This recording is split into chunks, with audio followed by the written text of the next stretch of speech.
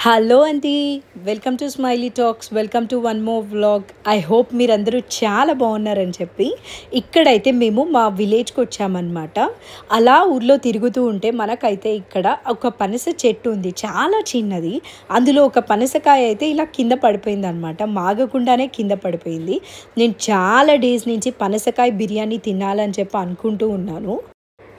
అందుకని మా ఇంట్లో వాళ్ళైతే నా కోసం ఈ పనసకాయ ఎత్తి పెట్టారనమాట. నేను వచ్చిన తర్వాత బిర్యానీ చేసుకుందామని చెప్పి ఇక్కడైతే పనసకాయ కట్ చేస్తూ ఉన్నాము. ఆల్మోస్ట్ అందరూ ఇంట్లో ఉండే అందరూ ఇది తినడం అండ్ చేయడం అయితే ఫస్ట్ టైం అనమాట. నేను మాత్రం హైదరాబాద్లో అప్పుడప్పుడు మ్యారేజెస్లో ఆర్ రెస్టారెంట్స్లో అలా తింటూ ఉన్నాను కాబట్టి ఇంట్లో చేయాలని చెప్పి అనిపించింది నాకు. ఇక్కడ మీరు చూస్తున్నట్టు దీన్ని కట్ చేయడం అయితే కొంచెం ఈజీయే, కొంచెం షార్ప్ నైఫ్ ఉంటే అయితే సరిపోతుంది. బేసిక్గా మనము నైఫ్కి అండ్ మన హ్యాండ్స్కి ఆయిల్ అయితే పూసుకోవాలన్నమాట. మనమైతే కుక్ చేసే ఆయిలే యూజ్ చేసాము. మళ్ళీ ఇంకా నువ్వుల నూనె అది ఏదైనా యూజ్ చేస్తే స్టొమక్ అప్సెట్ అయితే ఇబ్బంది అని చెప్పి కుకింగ్ ఆయిలే అయితే యూజ్ చేసామన్నమాట. ఇక్కడ మీకు చూపిస్తున్నట్టు మనము కాయని సెంటర్లో కట్ చేసిన తర్వాత దానికి కూడా అయితే అప్లై చేయాలి, సో దట్ అది స్టిక్కీగా ఉండదు అండ్ బ్లాక్గా కూడా అవ్వదన్నమాట. ఇక్కడ చూపిస్తున్న కాయకైతే కొంచెం ముదిరింది కాబట్టి సీడ్స్ వచ్చాయి. ఇంకా సీడ్స్ రాకముందు కూడా అయితే మనం ఈ కాయని కట్ చేసేసుకోవచ్చు ట్రీలోంచి. బట్ ఇలా ముదిరినా కూడా అయితే బిర్యానీ టేస్ట్లో ఏం చేంజ్ లేదు, చాలా చాలా బాగా కుదిరింది అనమాట బిర్యానీ. సో ఇక్కడ మనము ఈ పనసకాయలో సెంటర్లో ఒకటి ఉంటుంది, అదైతే తీసేసుకోవాలి. ఇక్కడ చూపిస్తున్నారు కదా, అలా అయితే దాన్ని మొత్తం తీసేసుకోవాల్సి ఉంటుంది అనమాట, సెంటర్లో ఉండేదంతా కూడా. బేసిక్గా పనసకాయ కోసేటప్పుడు రెండే అన్వాంటెడ్ థింగ్స్ అనమాట. ఒకటి మనకి అవుట్ సైడ్ అంతా గ్రీన్ కలర్లో ఉంది కదా, అది పీల్ చేసుకోవాలి అండ్ సెంటర్లోది. అది ఈ రెండు కాకుండా మిగతాదంతా కూడా మనమైతే హ్యాపీగా కట్ చేసుకోవచ్చు. థర్డ్ థింగ్ మనకి సీడ్స్ వచ్చి ఉంటే అది తీసేయాలంతే. ఈ 3 థింగ్స్ తీసేస్తే మన కాయ అయితే రెడీ అయిపోతుంది.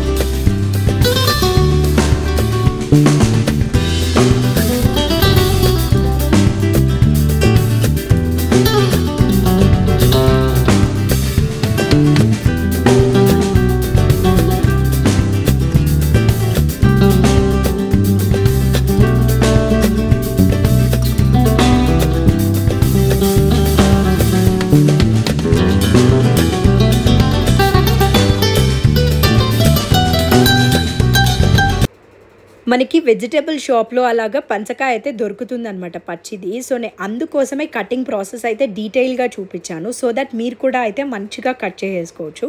కట్ చేసిన తర్వాత పీసెస్ అయితే ఇక్కడ చూపిస్తున్నాను కదా, ఇలా ఉన్నాయన్నమాట. ఇవి చికెన్ పీసెస్ లాగా చాలా మంచిగా అయితే ఉంటుంది. మనకి బిర్యానీ కోసం అల్లం అండ్ వెల్లుల్లి అయితే రెడీ చేసుకున్నాము, అంతా కూడా పీల్ చేసుకొని పెట్టుకొని. అండ్ మసాలా కోసం బిర్యానీ ఇవన్నీ కూడా అయితే డ్రై రోస్ట్ చేసుకుంటూ ఉన్నాను అనమాట. మనకు కావాల్సిన స్పైస్ లెవెల్ని బట్టి ఇవైతే తీసుకోవాల్సి ఉంటుంది కదా. మేము 1 kg రైస్కి చేస్తున్నాము, సో బిర్యానీ లీవ్స్ అయితే ఒక 4 తీసుకున్నాము అండ్ లవంగాలు ఒక 15 అలా తీసుకున్నాను. చెక్క స్మాల్ ఉండేవి ఒక 4 తీసుకున్నాను అండ్ ధనియాలు వచ్చేసి 4 టేబుల్ స్పూన్స్ తీసుకున్నాను అనమాట. మా దగ్గర ఏ బిర్యానీ థింగ్స్ ఉంటే అవి అయితే తీసుకుంటే సరిపోతుంది. అండ్ ఫస్ట్ అయితే ఇందాక ఫ్రై చేసుకున్నాను కదా, అది పక్కన పెట్టేసుకొని ఆనియన్స్ ఫ్రై చేసుకుంటూ ఉన్నాను. నా వాయిస్ అయితే కొంచెం ఇగ్నోర్ చేయండి, కొంచెం కోల్డ్ అయిందనమాట, అందుకని వాయిస్ అయితే చేంజ్ అయింది.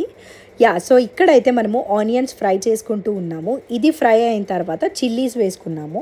మనం 1 kg రైస్ తీసుకున్నాం కదా, సో మేమైతే ఒక 10 to 12 చిల్లీస్ తీసుకున్నాం అనమాట దీనిలోకి.